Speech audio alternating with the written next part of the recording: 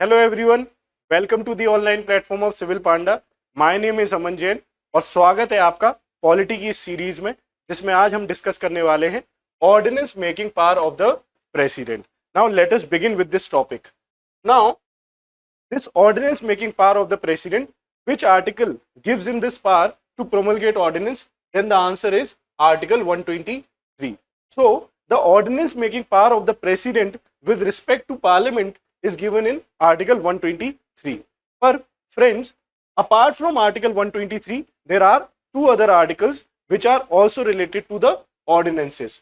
One is article 213, article 213. In this article, the governor has the power to promulgate ordinances with respect to the state legislature. And there is one more article, which is article 239b. It authorizes the president to promulgate ordinances with respect to the union territories. So please remember, article 123 authorizes the president to promulgate ordinances only with respect to the parliament, not with respect to the UTs. It is article 239b. Alright, now let us see when can the president promulgate ordinances. Now there are certain limitations that have been placed with respect to the ordinance making power of the president. Now what are those limitations?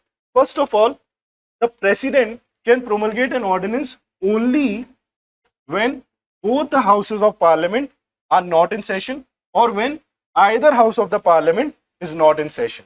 As you know that we have a bicameral legislature at the parliament level, that is Rajya Sabha and Lok Sabha.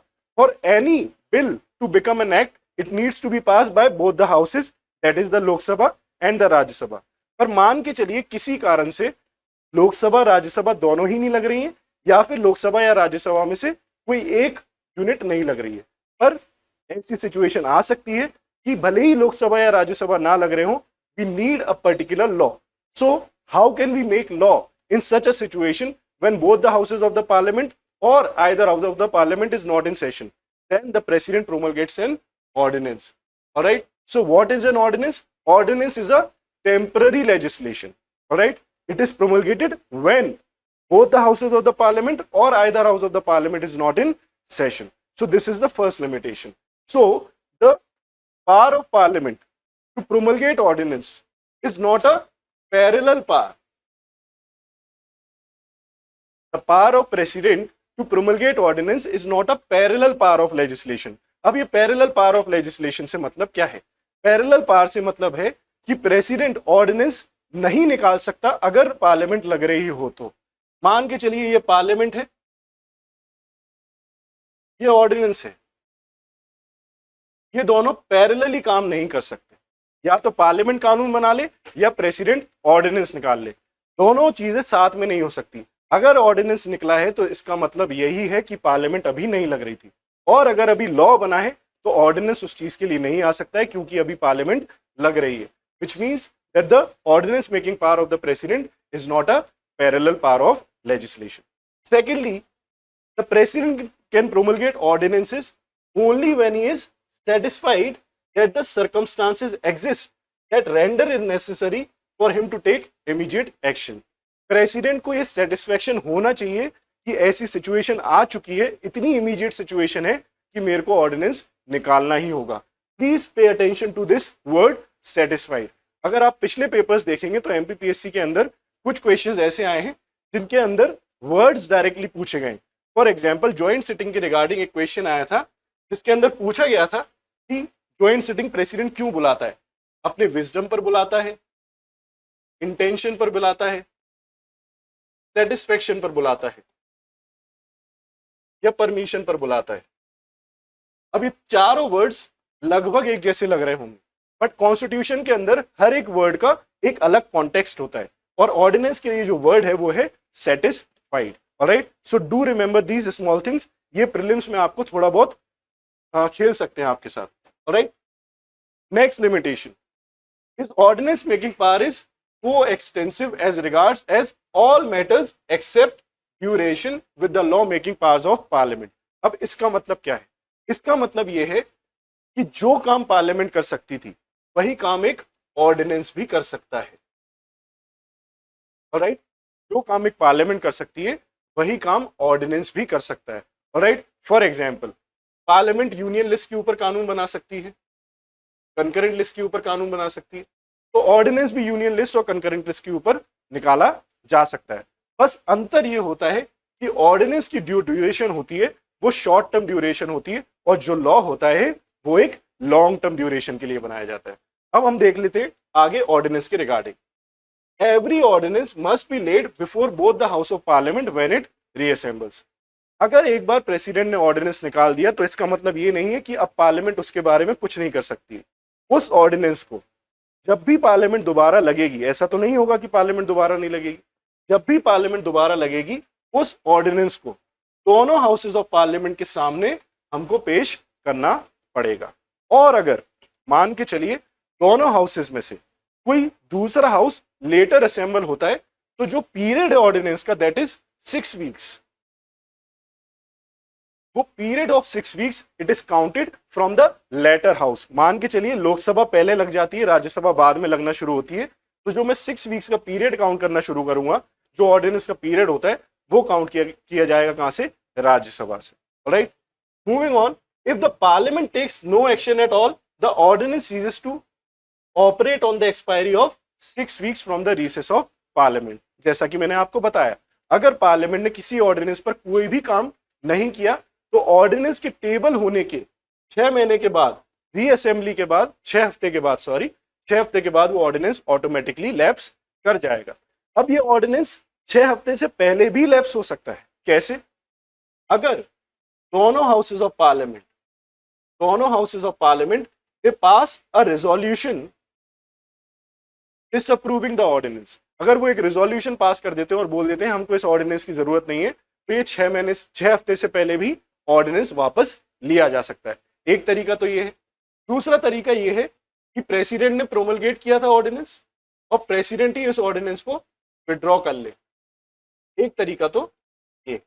Right, अगर parliament ने इस ordinance को अपने सामने पेश करा और इस ऑर्डिनेंस को पास कर दिया तो ये बन जाएगा क्या, एक्ट ऑफ पार्लियामेंट। बेसिकली एक टेम्पररी लॉ से एक परमानेंट लॉ में शिफ्ट हो जाएगा ordinance if it is passed by both the houses of the parliament and given assent by the president। अब जो मैक्सिमम ड्यूरेशन है ऑफ एन ऑर्डिनेंस, मैक्सिमम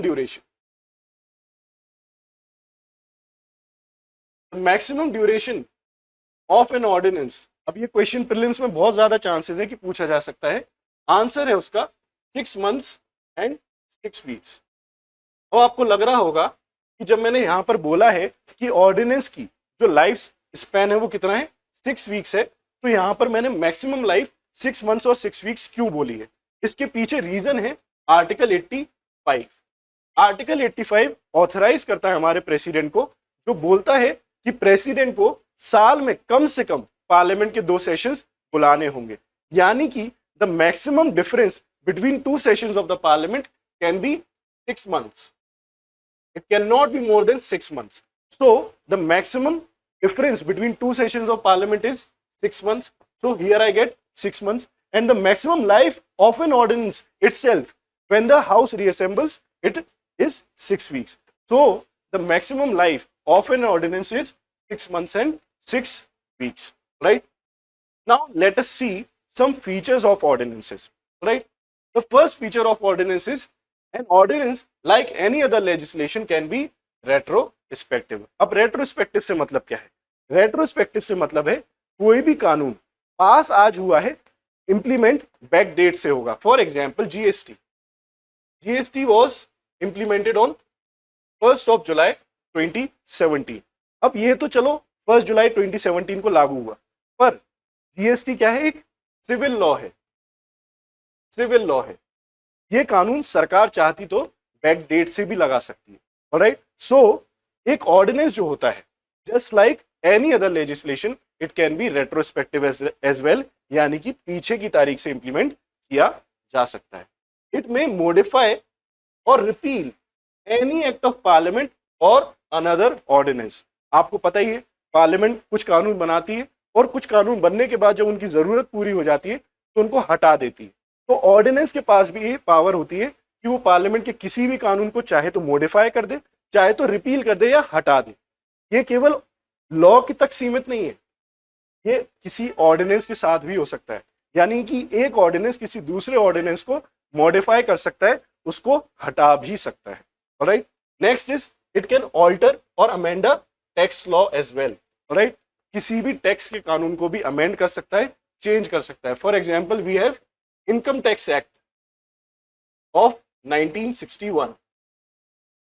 इस बिल के अंदर अगर कुछ चेंजेस करने हैं तो ऑर्डिनेंस इस बिल के अंदर चेंज कर सकता है, पर जो ऑर्डिनेंस नहीं कर सकता है वो है हमारा कॉन्स्टिट्यूशन अमेंड। भले ही पार्लियामेंट कॉन्स्टिट्यूशन को अमेंड कर सकती हो, पर ऑर्डिनेंस कॉन्स्टिट्यूशन को अमेंड नहीं कर सकता है।